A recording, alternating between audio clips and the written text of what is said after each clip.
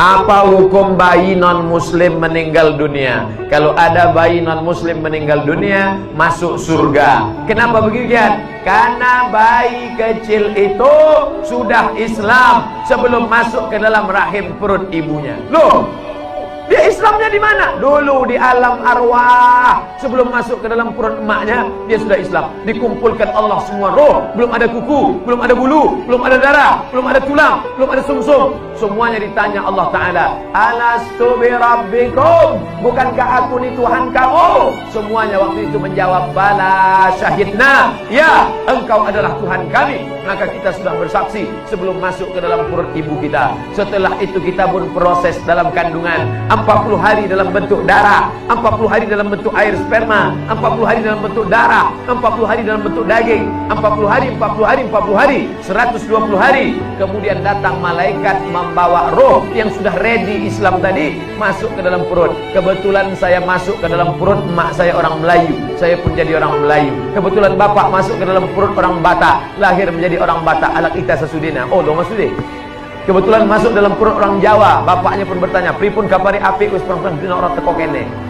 Kebetulan masuk dalam perut orang Minangkabau, wa kawa kini di mati enggak di padang banyak kubuah. Oh, balanci-lancian air rumahnya di rumah awak. Kebetulan masuk ke dalam perut orang barat Eropa, lahir ke dunia, bapaknya tak menjawab dengan azan, tapi disambutnya, wow, amazing.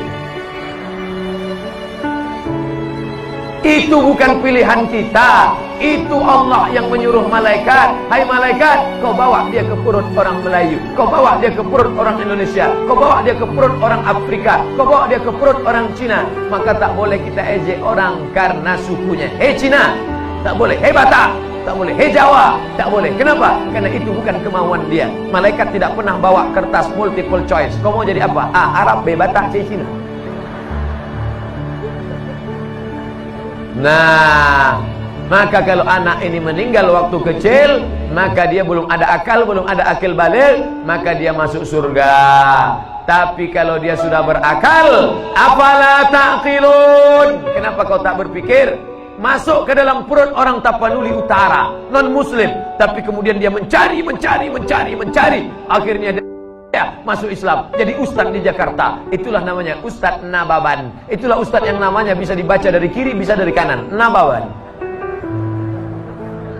Masuk ke dalam perut orang Sulawesi Utara, non muslim, menjadi pendeta, doktor, menjadi rektor sekolah teologi, mencari, masuk Islam. Itulah dia Ustadz Yahya Walone.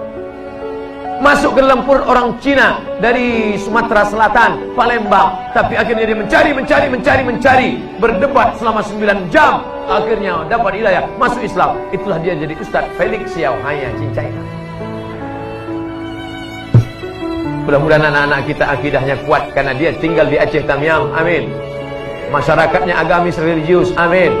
Dan banyak pula pondok pesantren tahfiz Quran. Jangan sampai ayam mati di lumbung padi. Kenapa? Karena tidak diberikan sekolah agama yang baik. Bengkak biji mata ibu itu gara-gara melepas anak. Saya dengan Ustadz Fadil Rahmi 4 tahun di Mesir tak pernah pulang. Dari Aceh ke Mesir, dari Riau ke Mesir, berapa negara itu panjang. Ini ada ibu-ibu mau nangis. Anak ibu sekolah di mana? Di Banda Aceh. La ilaha illallah. Kami 4 tahun tak jumpa orang tua kami.